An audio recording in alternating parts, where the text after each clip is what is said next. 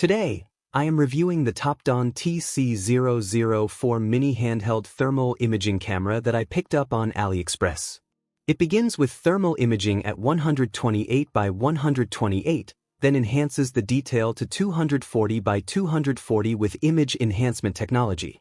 The field of view is 40 degrees by 30 degrees, and the refresh rate is a smooth 25 Hz.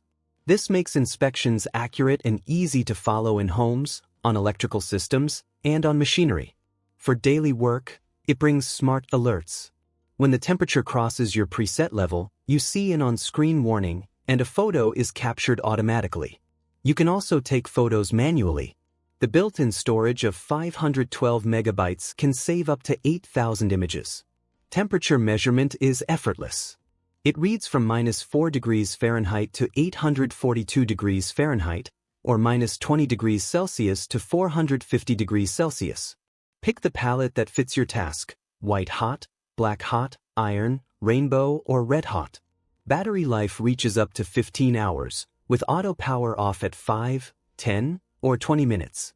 It is built to last, with drop resistance up to 2 meters, and water resistance with an ingress protection rating of 54.